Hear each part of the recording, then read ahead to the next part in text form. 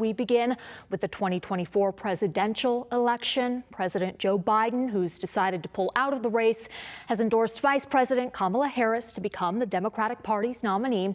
He announced this on Sunday, and by Monday night, all 49 of Nevada's national delegates followed suit and pledged their support for Harris.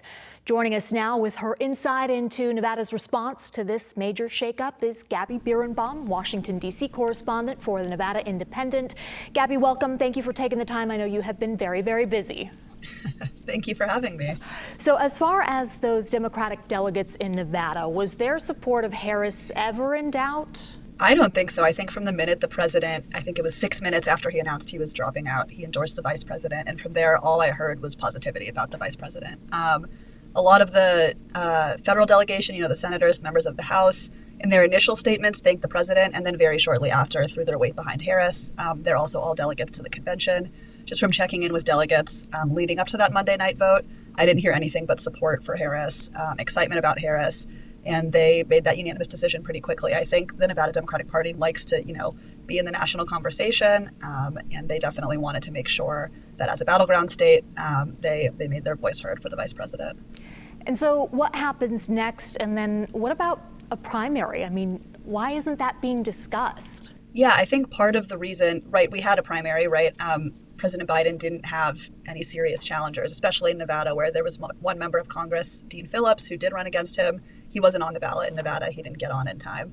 And so I think a lot of people feel that if the president is going to make the decision to drop out, a vote for Biden in the primary, which he won in Nevada with almost 90% of the vote, was, also a vote of confidence, even though her name wasn't there, in his vice presidential choice in Harris. They've been the Biden-Harris campaign. And so I think there was talk of doing some sort of primary. At this point, it would be too late for voters to weigh in.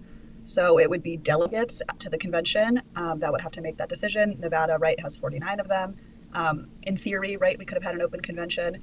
I think Democrats, and I think from talking to a lot of voters as well, felt like, let's move forward united and focused on Donald Trump. And that's what happened. And so the vote that Nevada's delegates had, the 49 of them, and other state parties have had, is just symbolic. Right now, they can't commit to the vice president, but it means they're saying, when we go to the convention in a month in August, we plan to vote for the vice president. And at this point, she has enough delegates who have said that to where she would lock up the nomination.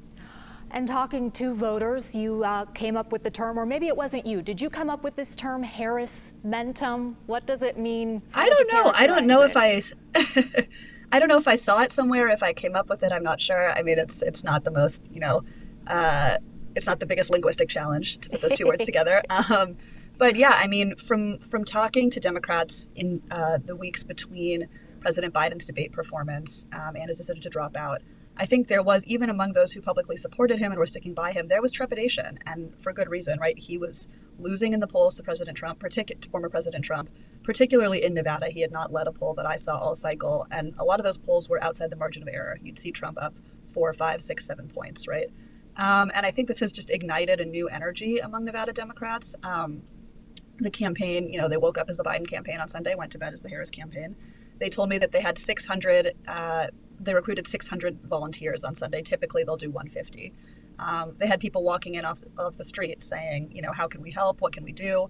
People who weren't responding to texts from the campaign saying, okay, now I'm ready. What can I do? And I think that bore out in the national data, right? I mean, she raised a record. I think it was $1 billion in the first 24 hours there. We saw a record number of new voter registrations. So, I mean, I think for Democrats, this is a watershed moment to say they feel they're getting rid of the baggage that President Biden had with age, definitely, but even somewhat, I think, on his liabilities with the economy in particular. It seems that voters don't penalize Harris quite the same way. And so it'll be interesting to see if this is sort of a honeymoon, as Trump's pollster called it, a Harris honeymoon, or if this can be sustained all the way through November. But certainly, I think for the campaign staff on the ground, and for volunteers, they're feeling a lot more energized than they had been. And what about the voting blocks in Nevada that the now Harris campaign hopes to attract that perhaps President Biden wasn't? Yeah, I think President Biden, you saw his biggest weaknesses were with voters of color and with younger voters. And I think, we don't yet have data, but the campaign is really hopeful that the vice president, who, everyone's talking about how young she is, which she is 59, right? Love that, young. I think that's great. But compared to, Biden and Trump, who are both seniors, we have someone who's significantly younger, who is a woman of color, who's both Black and South Asian. Those are particularly Black voters in Nevada are pretty well organized, and from what I can tell, quite excited about her candidacy.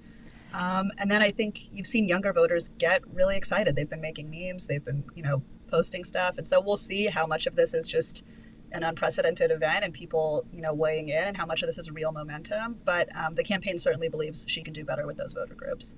All right, Gabby, I hope we're not cringe when we attempt to do this, but actually I'm going to have you do it and tell me, what does it mean when it is said that Kamala is brat?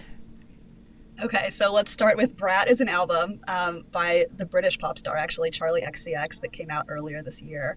I would recommend anyone listen to it. It's a lot of fun, just dance pop, but it's kind of funny because a lot of the themes of the album are about, being a party girl, and Charlie XCX herself is actually in her 30s, so I think people maybe misunderstand a bit. Gen Z, definitely, I'm Gen Z, I love this album.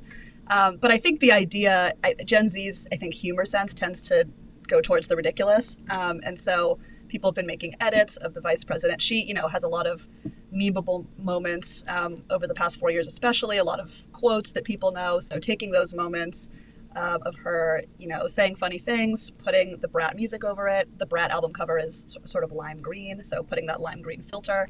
And I think you've seen the campaign wink and nod to it, definitely. And we'll see how that plays out. And again, we'll see if this is just Gen Z sort of posting ironically or if this is true enthusiasm. But it's definitely, I think, for me and for other young people, it's fun to see. Yeah, well, and everyone in Gen Z is not of voting age.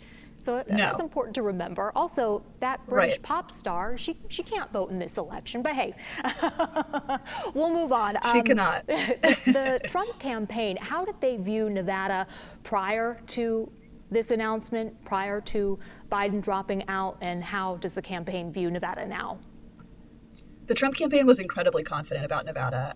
It was a state where I think in some sense there'd been reporting that they'd even taken it off of their battleground map, that they felt like the true battlegrounds were in the Midwest, Wisconsin, Pennsylvania, and Michigan, and that Nevada in particular, as well as Arizona and Georgia, were locks for former President Trump. I think, they're going to be digging into the data, especially as new polls come out and evaluate that. The Harris campaign certainly thinks this is going to, the Biden campaign never said, we can't win Nevada, but they acknowledged in internal memos our path is through the Midwest, through the Rust Belt. I think the Harris campaign, particularly because she's from California, because she maybe connects more to some of the voters in the Sun Belt, in Nevada and Arizona in particular, that they can again be competitive in Nevada. And so I think it's hard to write off either campaign in July. There's still so much time, but I think the Trump campaign had been really confident, and we'll see if they maintain that confidence. Right now, they don't have much presence in Nevada, and so I think if they feel worried, you'll probably see some campaign offices opening and some staff coming to Nevada. How has the Nevada GOP responded?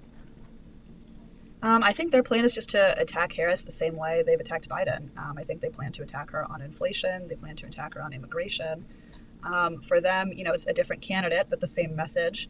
And we'll see. I mean, there has been discussion of potential, and, because she was the vice president, she can take over the campaign infrastructure, the campaign finance account, all of that.